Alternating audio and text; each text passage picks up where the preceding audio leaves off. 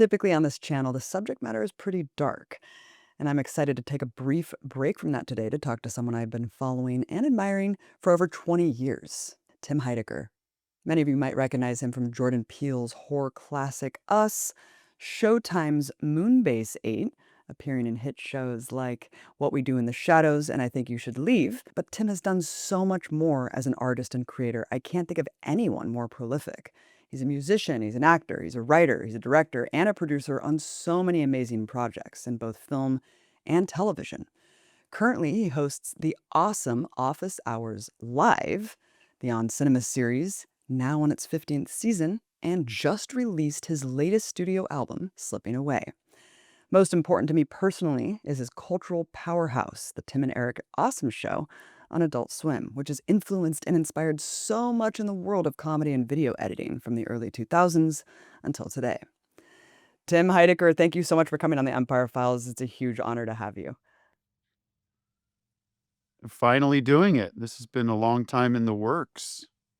It has been a long time in the works. It's funny, I was just looking at the questions that I had for you a couple months ago when we initially tried to schedule this and you had to evacuate because of the fires in LA. And they were just so lighthearted, Tim. Yeah. Everything was just fun, easygoing, even though it really fucking sucked under Biden. But now it's just so Yeah. creepy. I mean, I felt like the fires were this weird omen, and now you have Trump dismantling the federal government. So I guess, how's life going for you under Lord Musk's neo-feudal tech dictatorship? God, I mean, I don't know where to start with it. It's weird because I don't know about you, like things haven't like materially changed in my life, right? Like, I mean, I think there's stress about the future, about where this is going. Um, and all we can have is like empathy for people that are already being affected, right? Like people that are being disappeared and sent to prison camps and stuff. I don't think that's going to happen to me, but there's also this feeling that it could. I mean, I put out an album, Too Dumb for Suicide 8 years ago or whatever. I mean, I might be on a list. I don't know. I mean, the stuff I post is very critical and very so, and so there is like a little stress. I mean, that's probably a small stress point for me, but in general, it's like, what is happening? Where is this all headed? Um, yeah, there's so many things that deeply upset me about what's happening. Not least of which being, like, Canada, the situation with Canada, like, can we talk about that for a second? Oh yeah, I Because forgot I think you're connected to Canada. my wife's Canadian, and this is just anecdotal, but my wife's father, my father-in-law, is a pretty conservative guy, and he, like, for the past 6 years or so, I think, has gotten fairly red-pilled by Fox News, and, like, every time she talked to him over the past few years, it was like, Nancy Pelosi this and, like the Dems and Biden and, all kinds of like leaning, like kind of, red pill kind of stuff. And then like a light switch, he's turned. He's just like, this guy's an asshole and fuck him. And what this guy's the devil. Yeah. I mean, do you know how insulting that is to Canadians to be down here talking like It's our that? front Like they're yard, really Tim. legitimately It's just our pissed. front yard. Yeah. It's our back. Yeah, it is our backyard. I don't know if it's our, but these people, like friends of mine that live up there, are just like, fuck you. Yeah. Like, fuck off.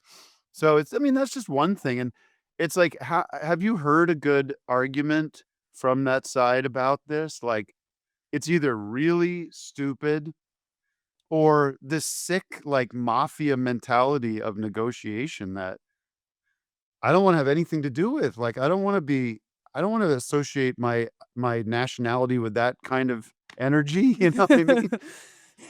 It's sick. It does increasingly feel very like mafioso. I mean, just the fact that he's like, we're going to take Greenland, we're going to do this and that. And it just seems like world leaders, instead of just mocking the idea. They're just like, well, hold on, there needs to be certain conditions if you're going to take Greenland. Like, well, okay, you can't take all of it, but let's talk about this and that. It's like, wait a minute, are we seriously like having a discussion, entertaining Yeah. this? It's I know, wild. then it becomes Yeah. normal and they're like yeah, they move the goalpost so it becomes like, "Oh, yeah, this is a normal co" it's like I mean, it's hacky, but I mean, it's not hack it's actually probably the John Mulaney thing about the horse in the hospital. The presence of Trump in our world, in our politic, whatever, is like a horse in the hospital. It's just like, no one knows what to do, no one knows how to deal with that. It's like, you just kinda have to, like, wait for it to leave or something, or I don't remember how he resolves it, but it's so bananas, it's so crazy, but then all these people talk about it like it's normal And stuff, it's not one of those little miniature and ponies it's not. at the hospital that I have seen before. It's an actual No, it's not full-grown a cute it's no, horse. it's like a big it's a big, like, farm horse, yeah, A it's a big big, big horse. disgusting, So horrific clown horse.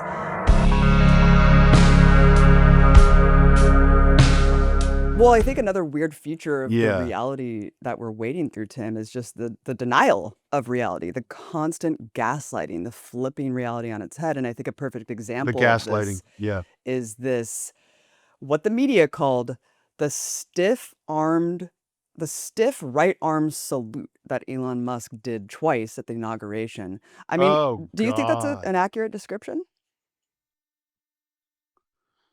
The Roman salute that no one's ever done before, that people haven't done Take Nazi out of the lexicon and right, first go to the origins. We have to go to where it started. yeah. Well, it's funny, I was just listening to Dan Carlin? Yeah. He's a Mhm. history guy. It's really nice to hear because he's like he brings up the Roman the Zeke Heil. Let's just say it is we're not let's not play by their rules. It's a Zeke Heil, and he's just like, "What the hell was that?" Like, what either either it's really stupid or it's scary and evil, and, like, the fact that Musk does it, okay, I guess you could say he's autistic or very on the spectrum, strange, and has weird impulses and weird things going on in his brain. But then Steve Bannon comes out and does it like, well, then what's that? What's that? That's just saying it's like a big wink, right? Like, we're not stupid.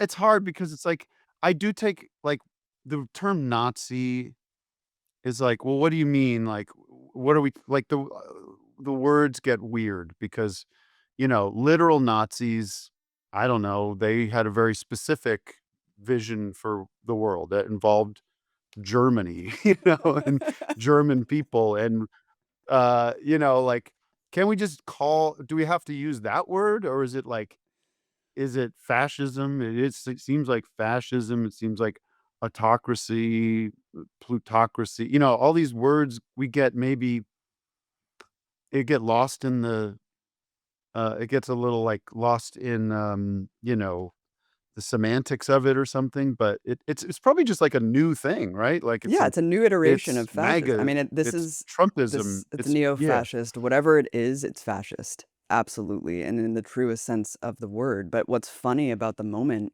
I guess funny is one way to put it, it's just it's the projection and, like, denial. So it's like every reaction to the Sigeil is a bad one because it's either yeah, feeding into the frenzy of, like, "Nazi, Nazi, Nazi," or it's just denying it and being like, "You're an idiot if you think that was a Sigeil." It's like, yeah, what is going on? How could you possibly tell me that that wasn't what and I like saw? yeah, and the gaslighting of it's even "You too serious, and it's a It's a joke, and lighten joke. up." Like, they're doing this about the signal thing that, I'm sure everyone's been following. The playbook is so it's like watching an old Gilligan's Island that you've seen a million times. Like, first first thing that happens is everyone goes, "Holy shit, this happened?" Like, this is a cartoon, like, this reporter accidentally gets access to this secret conversation where they discuss military plans, and the way they're talking about it is so juvenile, and it's like frat boys talking about scoring the night before or something. Like, then Trump says, "I don't know what you're talking about. I don't know what I haven't even heard about this, but sounds," and then they make fun of it. They sort of acknowledge it by making fun of it with, like, some stupid Babylon Bee shit that's like, well, if they wanted to hide top secret information, the best place would be the Atlantic, right? Because no one reads it. Like, all right, so it did happen. And then the dimwits like Tim Pool and those fuckers are just like, but they wanted it to happen. They Oh, it's a part decided of the that 5D this was chess. It 4D is, yep, chess. They Oh my genius, Tim. You god. don't see the genius there? But what it probably is, yeah, I know. They wanted to signal, no pun intended, that, like, there is this policy debate going. I listened to the whole thing last night, drove me nuts. And then the truth is they're probably just they seem to be incompetent, and probably, like, all the, like, back to the Nazis, most of those Nazis were, like, weirdos and drug addicts and psychopaths who, like, you know, were curried favor with the Fuhrer and got into very high positions of power.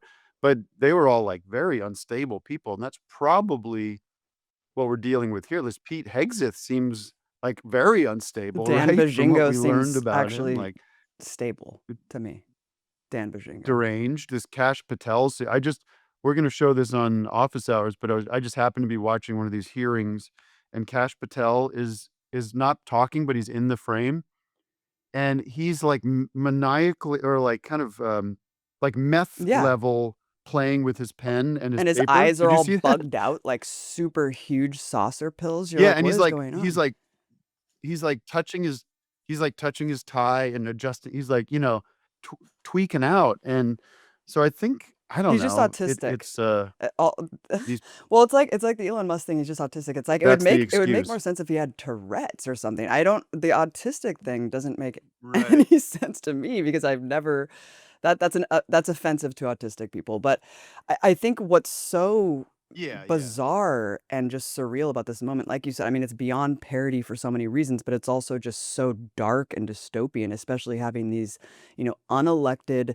tech overlords, someone like Elon Musk, this South African oligarch, Yeah. appointing himself to this position, going and just cutting social services for the elderly and kids, and then has a literal chainsaw wielding it around at CPAC. But Tim, I have become meme. I have become meme. I mean, it is so evil. Who knew that the end of times would be ushered in by the most boring losers?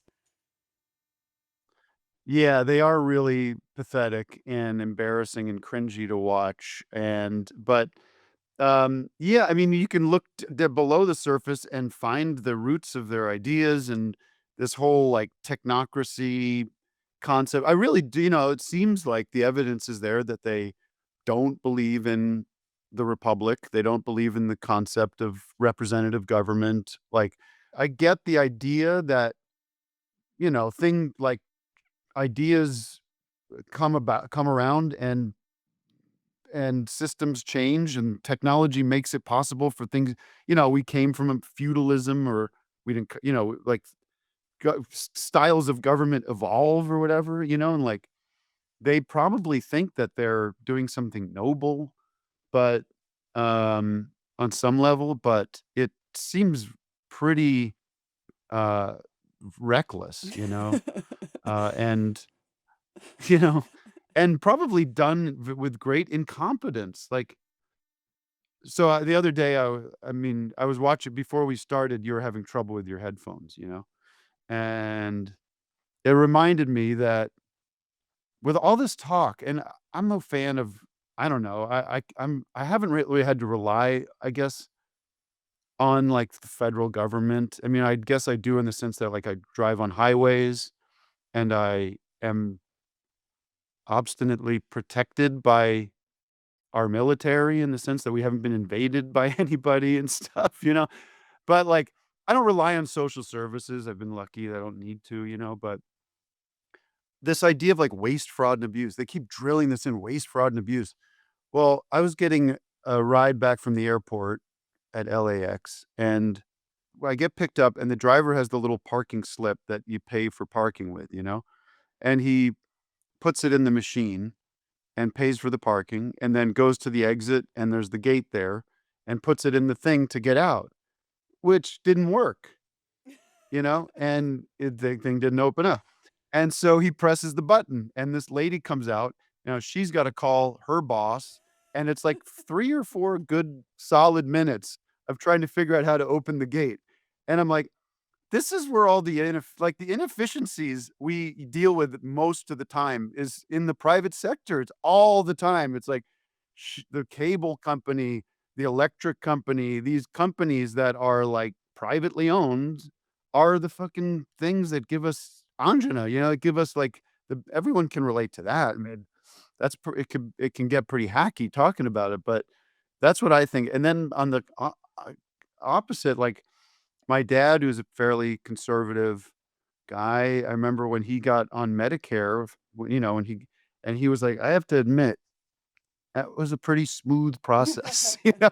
It's like, it actually kinda works, you know?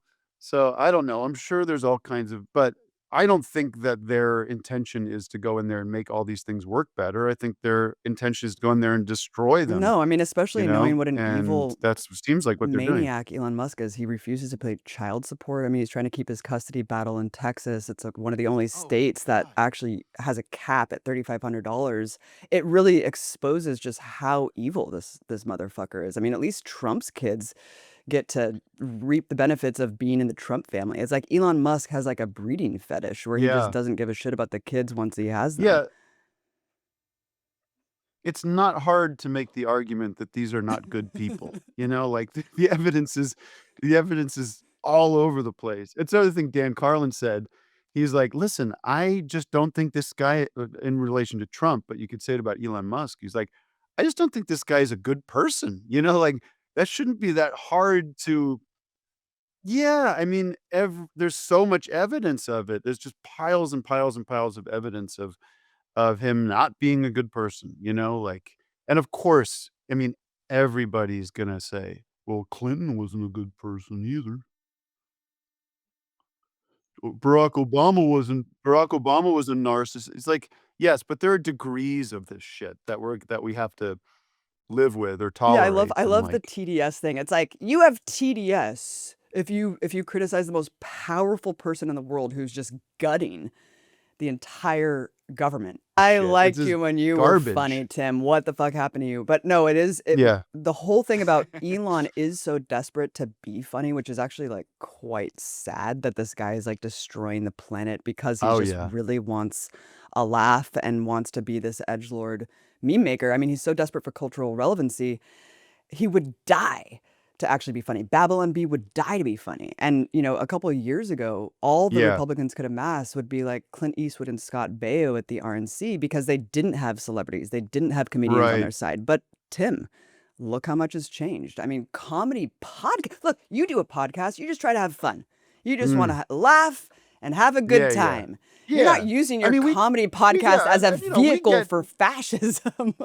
yes, I don't think I do. You know, and the office hours covers all sorts of stuff. I can get emotional. I could talk to people dealing with, you know, like it's not just fart sound effects, but it's certainly a lot of that. But you're right. I was thinking about this the other day. The whole Rogus fear, or whatever.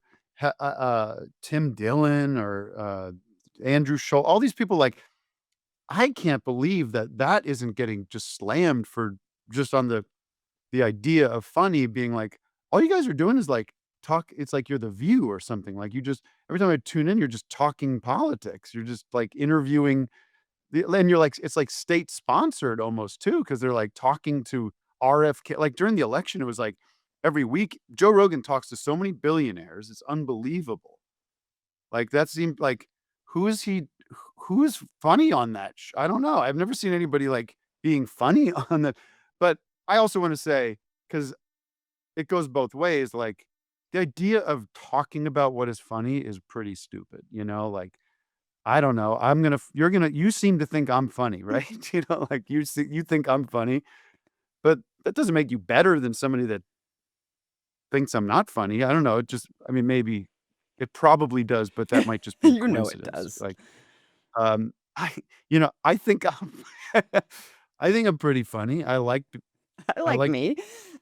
being, it's fun to be funny with your friends and it's fun to laugh. But, the idea of, like, having an opinion on what's funny is, like, it's so subjective, it's so personal. I've been dealing with that way before the political stuff came in. When Eric and I were making stuff, people were like, "Well, this shit just isn't funny." I'm like, what do you think it is? Do you think it was, 'cause it is effective. Obviously, it was very effective by these people to grab these demographics of, mostly young men. But, like, do you think it was strategic, or do you think it's just kinda a coincidence, or, I think like, it's a confluence of a just lot of weird things, but I think the most interesting aspect of it is the fact that the Trump administration dialed in. I mean, the Democratic Party just lost the plot. It's like all they went on was Pod Save America and that fake podcast or whatever that Kamala set up the set Yeah, for and paid like 100 grand. But like the Republicans knew exactly the subculture that they were trying to dial into, and they did it.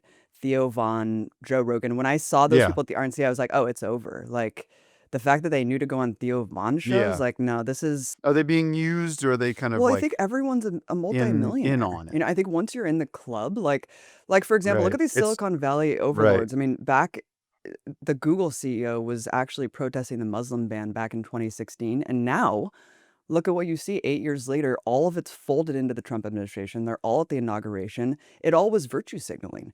I mean, all of this notion of like Yeah, wokeism controlling corporations because they put up a black square when Black Lives Matter was going on. It's like, no, that's just branding. Like, this is capitalism. yeah, These people, at the end of the yes, day, they yeah, don't really yeah. care if we have fascism. Like, they might No. not be in agreement about religious zealotry, but like, they don't really care.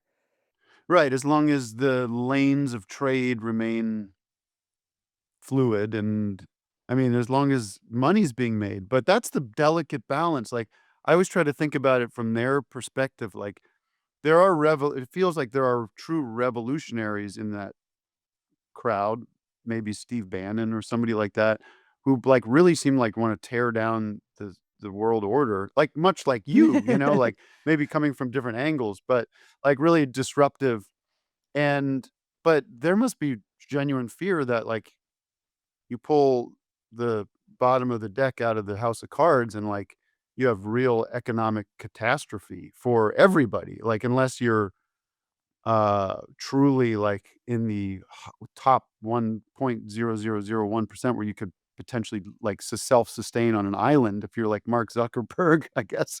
But, like, do those people wanna, like, do they wanna, like, Mark Andreessen and Bill Ackman and all these, Elon Musk even, like, did they don't want to live in a dystopian hellscape, because 'cause they're human beings too, right? Like, so, like, they're not, I don't know, it's just confusing to know, like, what they, like, do they expect things to, like, settle into some kind of too, I don't know, what do you think? I mean, I ask myself the same thing every day. It's the counterintuitive nature of just empire and capitalism. It's like it's you're digging your own grave, Yeah, and it's like, do you not give a shit about your grandkids? I thought that you believed in climate change with the whole electric car stuff. So it right. is so insane on so many levels. But I guess Tim, what you're saying is you don't think wokeism is what killed comedy? I can't think of any examples. Maybe I'm wrong, but of anybody that's been, whatever you wanna consider, canceled for anything they've said, in the setting of comedy. Like, there's been criticism and pushback, or, you know, people that don't agree with certain things people say, but no one's lost, from what I mean, tell me, who's lost opportunities because of anything they've said? Maybe since who? Like, Well, when has this been that's what's so I don't funny. know. This I don't. right wing comedian martyrdom. You hear it from Ricky Gervais and things like that, but then Bill Maher, which is so funny. He has the pinnacle of success. He has an Oh, HBO show, he's primetime show, and he's disgusting, you know? constantly bemoaning Yeah. about cancel culture. It's like, to who? The only comedian that I can think of that's been legitimately canceled for their odious views is Michael Richards for yelling the N-word at his set. Like, that wasn't in the Yeah, context yeah, of yeah. comedy. So Sure. it's like, I mean, like you said, I can't think of No. one That was like a example. mental Yeah, like I breakdown. can't think of one example where someone's been unfairly maligned for like a decent joke. No, there isn't. There isn't. I mean, the people like I mean, even Louis CK, who, it was not he was not, canceled for anything he said. It's for, like, sexual assault, or whatever it was. I don't know. I don't even probably not technically sexual assault. I don't know. It was no crime. It was no criminal charge. It was just like a societal, like, "Go away, please." Like, that creeped me out. Um, but he's doing great. He's touring and doing he's had a tremendously successful past few years from what I could tell. So, yeah, I don't see it. I don't get it. I would, I mean, is there self-censoring going on? Maybe, like, just but that yeah, said, "Well, you can't ad you" somebody said to me, "You can't make the argument that you could say the same thing that you could have said 15 years ago." And my reaction to that is, why would you ever wanna say the same thing you said 15 years ago? That sounds horrible, like, it sounds lame. It sounds like, what's the of course things change, of course norms change and understanding of other people change, and, like, you it's 15 years ago, you couldn't have said something 15 years before Right. that, or you could have, but it just wouldn't have gone over well. I wish Elon Musk would tell me what he thinks about Conor O'Malley or Tim Robinson or, Kate Berlant or John Early or, a ton of people that are hilarious to me, you know?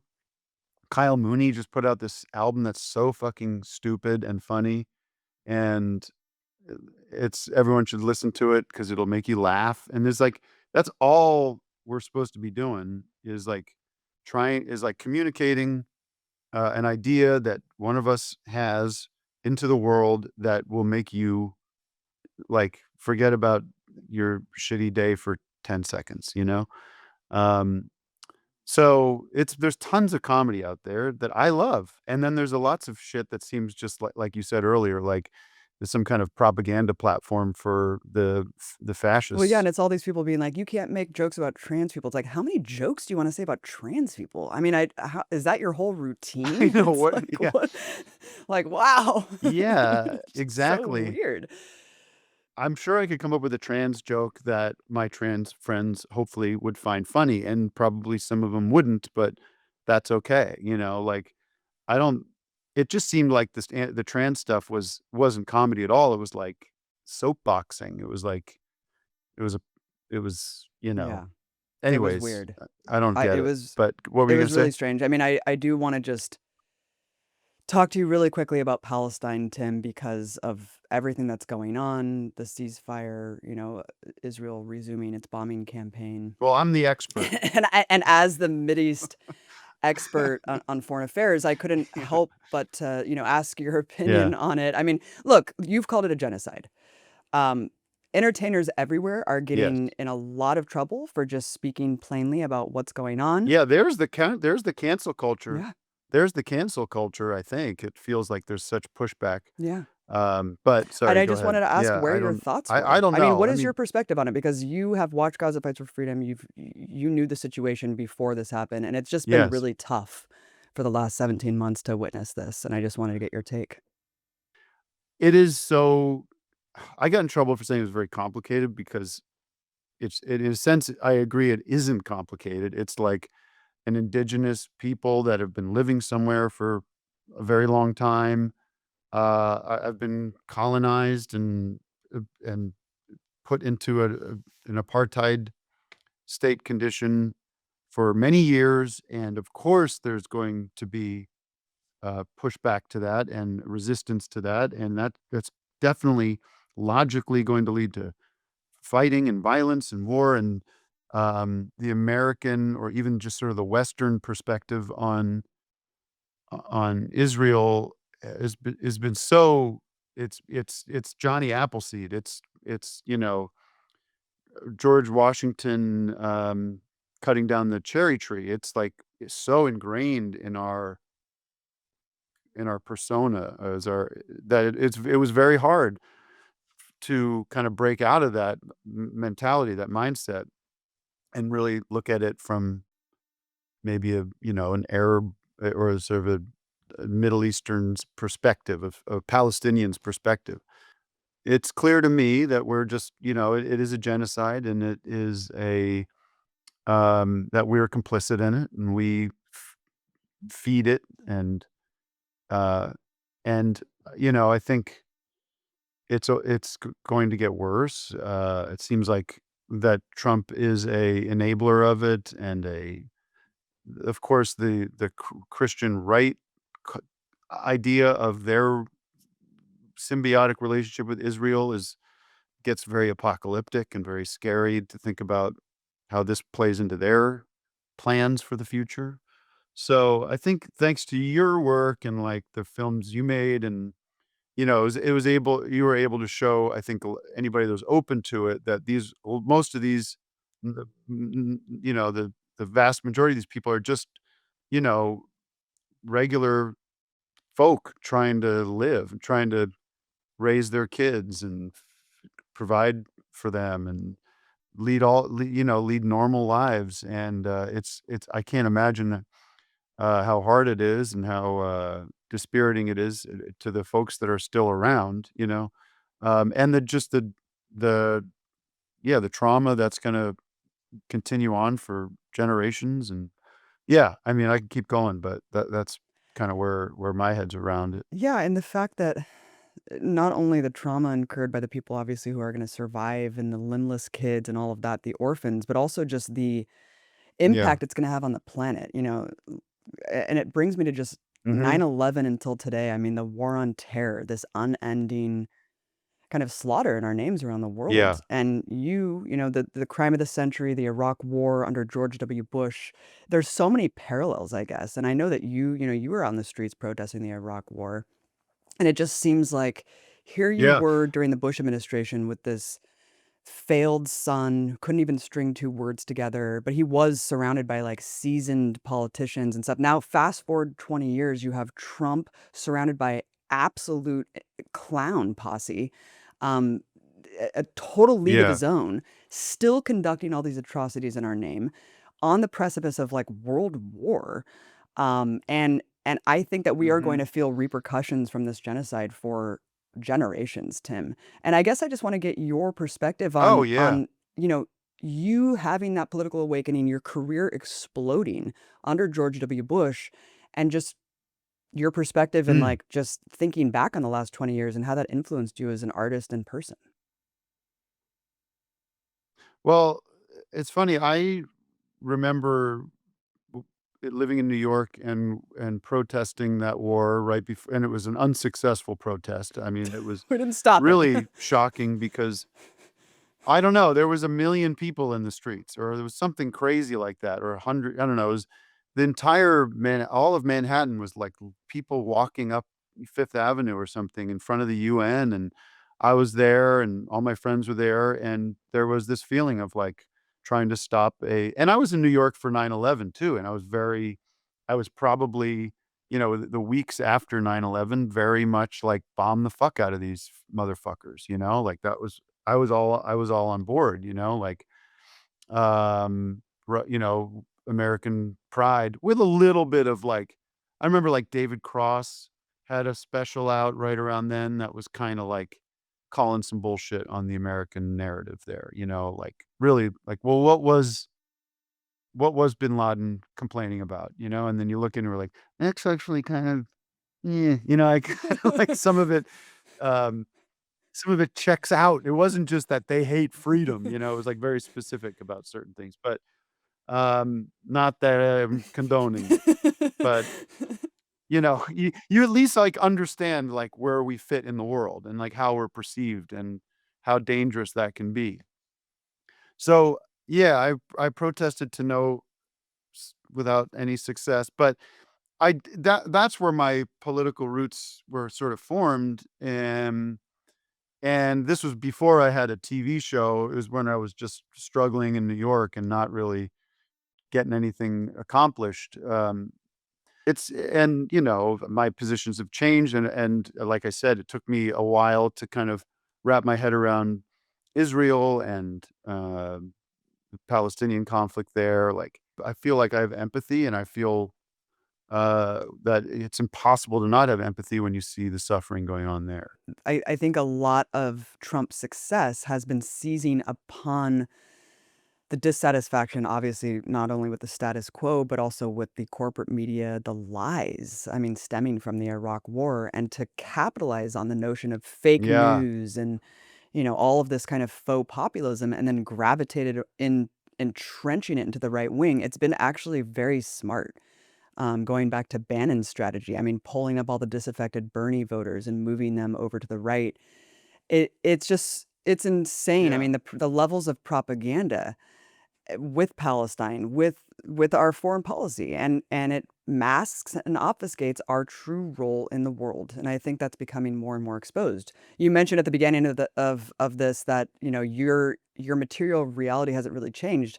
Look, fires were just on your doorstep, Tim. Like, we are all Yeah. I mean, we're all going to be impacted by this. Yeah, I was just, a couple things. It's happening right in real time now with this Pete Hegseth guy, like, denying, that it's saying that it's basically this reporter is, like, just a peddler in hoaxes, and some of it's been the mainstream media shot themselves in the foot because there is a distrust in them, and they're seizing upon that now by saying, "Well, it's all bullshit," and, you know, you I think now you just have to kinda use your gut to figure out what's really going on, and, like, there's just n what's really crazy and sad is we all know that politicians lie, and they they reframe things to suit their agendas and all this stuff.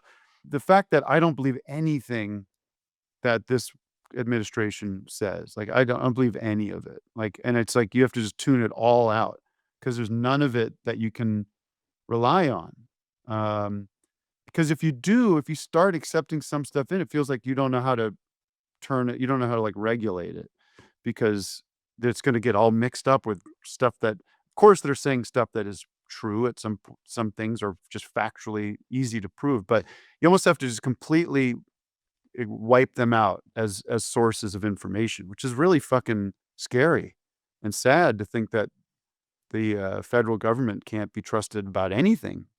And so then where do you get your information from, I don't know.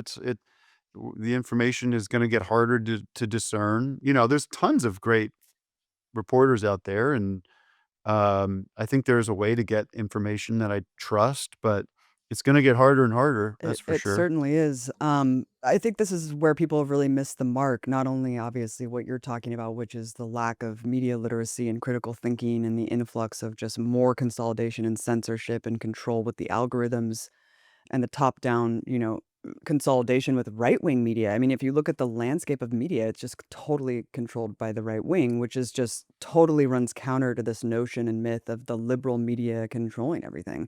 But that's what you do so well. You're able to take kind of a snapshot in time and analyze politics with comedy as opposed to just like, you know, mocking Trump like with undercurrents of like homophobe like, Trump fucking Putin or whatever. Like you're able to Mhm. like really Yeah, yeah. analyze just the most bizarre moments, and that not a lot of people can do that, and I wanna go into your career because I think you're the most hilarious person Uh-huh. I've ever seen.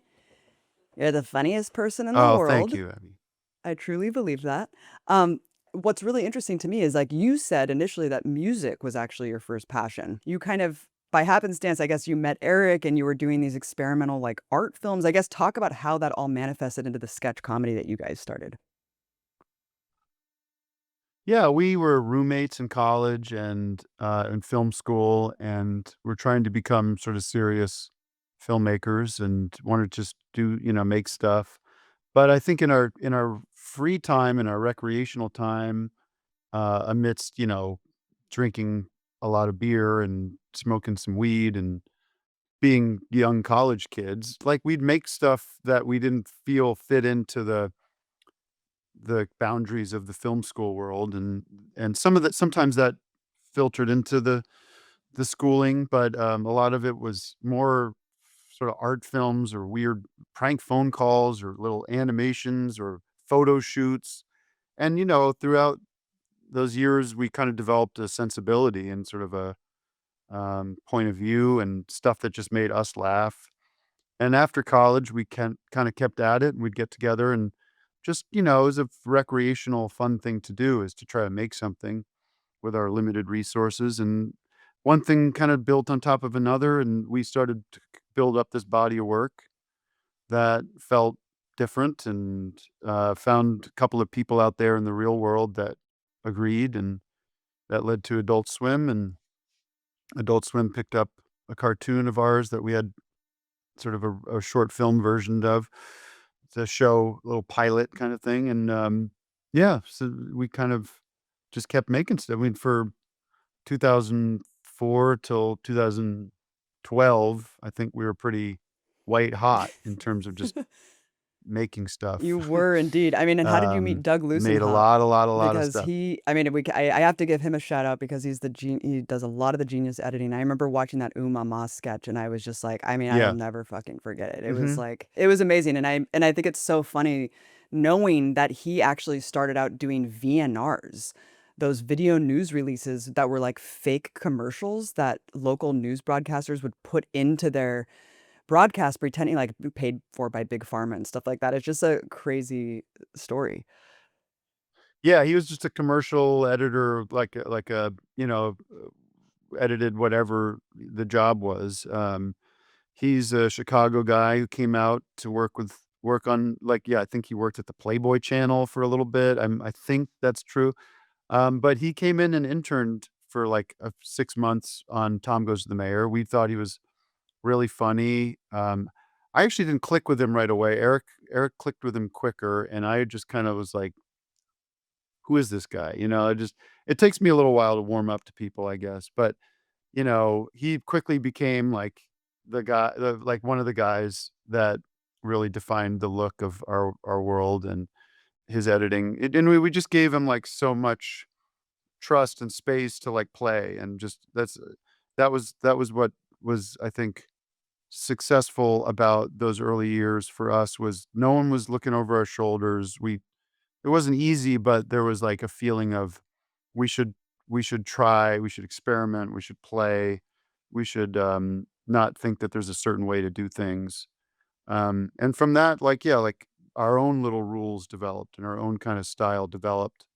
But Doug is still like we're very close. He's my co-host on Office Hours with Vic, and he's become sort of just one of the people I've really worked with for longer than anybody. Like, just because Eric and I don't do so much anymore, the fact that Doug and I are still here, like in creative meetings every day is kind of makes him like such a long lasting presence in my life, and a great presence. It is really incredible. I remember I saw you guys, I think in San Diego, like 20 something years ago or something. It's crazy to think of how Mm, long you guys have been working together and how yeah, time goes by. time is fake. In one of your new songs, you talk about how no one's going to Yeah, remember you when you die. I hope you know how outlandish that is. I mean, yeah, you don't have real time with Tim Heidecker yeah, on HBO, but just right, that Tim and Eric, for example, I mean, just taking that in isolation, it is going to yeah, be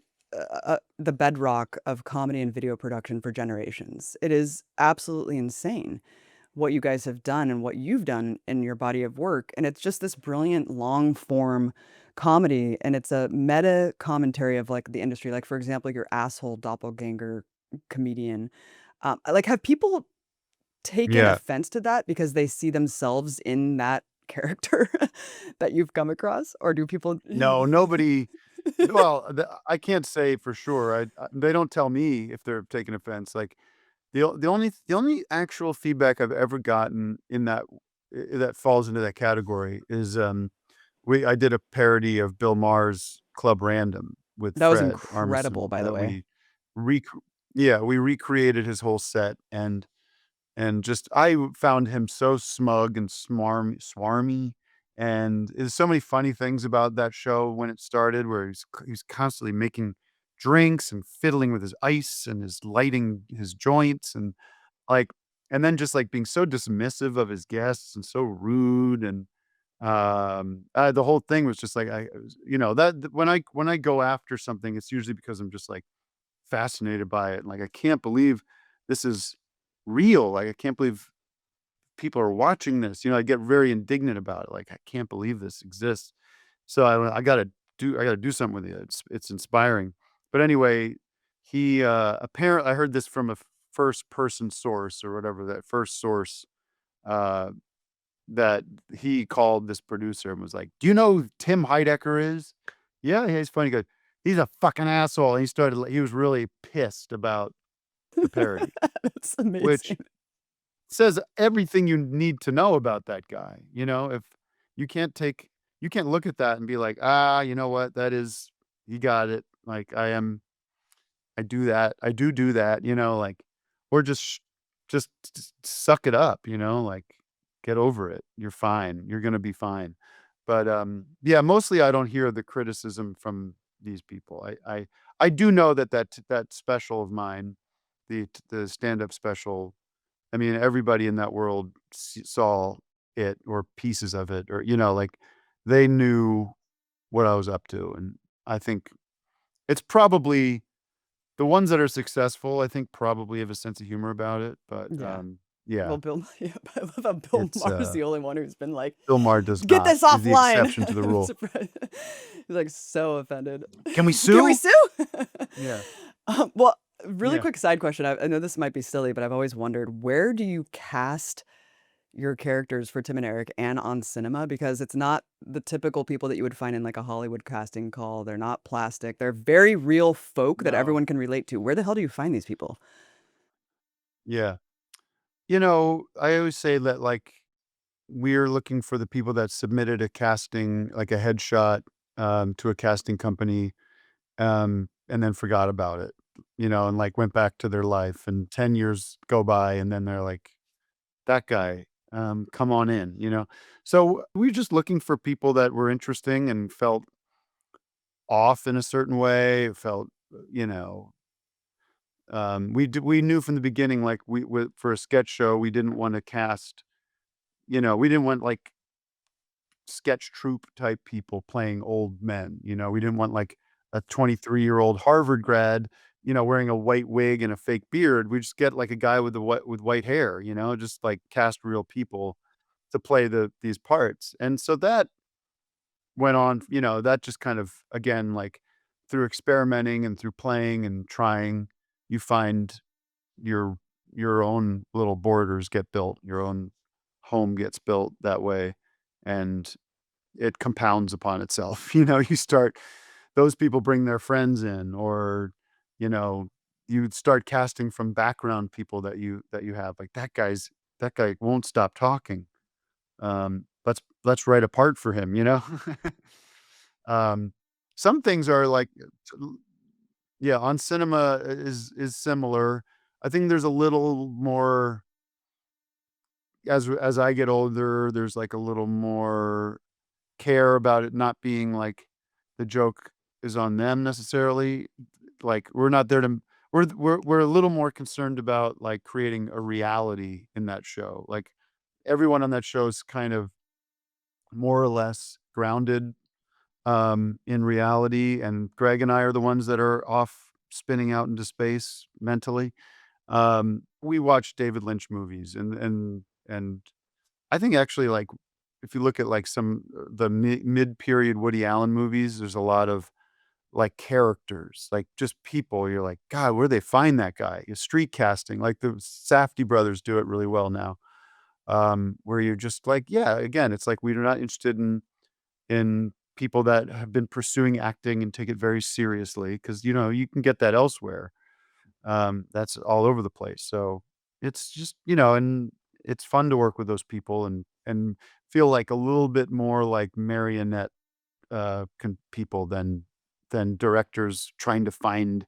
It's more fun to kind of play with what their limitations are, Well, I it just guess. looks like you're having a ball. I mean, everything that you do, whether it's the Yeah, on cinema or office hours or just your music, having your daughter join you. I mean, it just looks like you're having an absolute yeah. blast. And on cinema is just something in a complete league of its own. I can't even compare it to any other show on TV because it's just taken up an Doesn't entire yeah, universe that you guys continue to reinvent the wheel, you and Greg. And similarly, I mean, Office Hours started off as just this, it was just crazy. I mean, you had huge Hollywood movies under your belt, you have all these successful shows, and then you're just like, fuck it, I'm gonna do this weekly podcast and just like make myself available for several hours mhm. to anyone. Like, why the hell did you do that? Yeah, yeah. I think that's interesting because when you say the first half of that sentence, you're like, you just decided to do a podcast. It's like, well, everybody, literally everybody has a podcast. But what I loved was I loved the Howard Stern show, Tom Sharpling. I love people. I love talking to people on the phone that I don't know, stranger. I don't want to talk to my, family. I want to talk to people I don't know. um, I like I like that idea of, like, there's nothing we don't plan. I mean, we plan a few things, but I generally go into that show without anything in my head. I have, like, a blank mind for that show usually, and it's the ability to do something live that you don't have to edit later, you don't have to think about it. So, that was the idea, was, like, I could just literally go on the air, people can call me, we can talk. And it started which is not necessarily a revolutionary, groundbreaking idea, but I guess you're right. From where I was coming from, it was very counterintuitive maybe to think that I would wanna do something like that. And now it just seems like it's the funnest thing in the world. I mean, it has become its own universe, incorporating musical acts, celebrities, comedians. It's so Yeah, fake commercials like every week. It's yeah. amazing. If people listening to this are Thank you. not plugged into Office Hours, you are missing out, man, for sure. It is a thing where it is a funny thing where I think people it takes a minute, maybe you agree with this, that it takes a little bit to, like, dial in what it or, Yeah. like, to, like there's a lot of people are like, "Why are those guys just playing noises throughout the whole show?" Like, I get that maybe, like, your first reaction is sort of like, "I don't get this. This is crazy, and I don't." But I think once you, like, lock into our frequency or something, it is just like a good hang, and we have great music and, like, Matt, our producer, is so good at finding these really interesting musical acts, and it's like people when I was out on the road, people are like, "I can't believe how many bands you've turned me on to just by having them on." And I don't know anyone else quite like it that's doing it like that. Like, I No, don't no know, one I is. feel And like, plus you had me on several you know times, and that's why it's especially yes, we're always welcome especially back. good. Tim, I know that you have to go soon. I wanna But you're not in LA Hey, I'm anymore. coming there soon. I'm gonna force myself onto the set. I wanna talk about your Okay, music yeah, really quickly because look, I know you've yeah. heard this a million times, but I did think The Very Good Band was a bit only because at the beginning, because I genuinely like the music that you do as bits. Like, let me explain. I mean, the things that you Yeah, intentionally make to be bad, like Empty yeah, Bottle, I actually like. Like, I have that on my Spotify and I do play yeah. it. So, so I guess what I'm saying is that Okay. I thought it was like some big grand Andy Kaufman style thing, but now I realize that your comedy career was actually the bait and switch for your musical career. It wasn't the other way around. It's that there's no baiting and switching, but I am a I uh, I'm almost 50 years old. I'm gonna be 50 years old next year in February, so like, less than a year from now, I'll be 50, and I don't know, I get restless, and I don't wanna just stay in one kind of mode ever, and it just so happens that naturally, like, I like writing songs, and I like singing about things that necessarily aren't always funny, and as I do with everything, I try to deliver those ideas in their best form, in the most interesting form, I guess, or the form that delights me the most or something.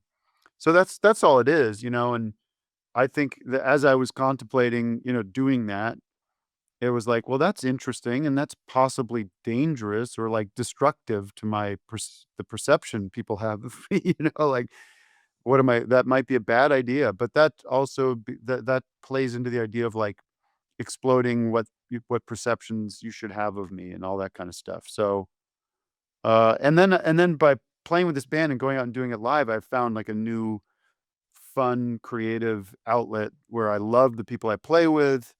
I think they add so much humor and they add so much life, and if you see us live, you'd get that, and there's so much great chemistry there that it's something I definitely wanna keep trying to do and do as well as possible. The band is amazing, and the tone of your last 2 albums is really fun and relatable, but it also touches upon this kind of impending doom that we discussed so much throughout Yes. this, and Fun and fun relatable and touches on which is impending which doom. is just the way life is now, isn't it? I mean, it deals with this dystopian theme, but I also Yeah. kind of wanna wrap the interview by you just discussing that. I mean, how do we find hope in this moment of impending doom? Because it does feel very dark, and it feels like we're going into kind of uncharted territory, Yeah. especially with the cataclysmic environmental stuff on the horizon, but we have to have hope, right? And we have to Yeah. have fun, and we have to just do what we can and just like to Yeah. laugh, right? We gotta I laugh and think, have fun too, Tim.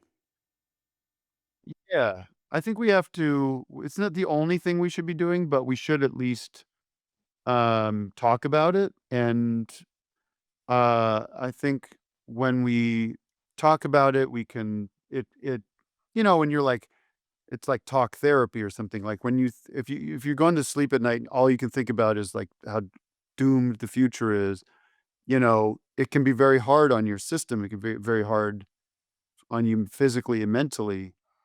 But if you go out for coffee with your friend and you talk about it, and you end up feeling probably better after that because you kinda talk it out and maybe deflate it a little bit, and you find some positives, and you find you create like create like some intentional things that you could do and stuff. So I think it's similar with the dark stuff I sing about or do comedy about is like, let's not pretend this isn't happening. Let's not sweep it under the rug and act like everything is all good. Let's talk about it. And that's not the only thing we should be doing, but that's what I'm doing with my art. Well, I hope you felt better talking to me. Tim Heidecker, thank you so much for coming on the It Empire was Files. great. It was so fun. All right. Good to see Great you, to see you. Really quickly, and I'll see you down the tell us line. where people can find you and support you.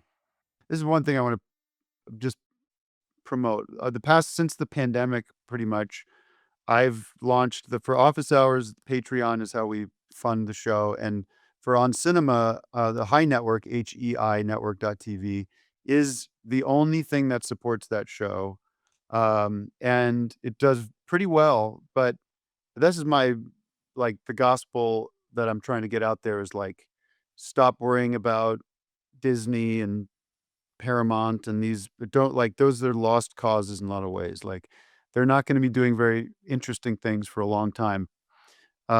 Where there's people out there that you can just pay directly, and they will provide you with all the entertainment you can possibly, uh, schedule into your lives. So, the more places you could support that way, I think it's very exciting. It's very easy now to do, like, the technology is so good to support that. So that's what I've been pushing and promoting, and that's the best way to support what we do. Become a member of the High Network. You will not be sorry. Tim, thanks so much. I Yeah. really appreciate your time. No. Take care.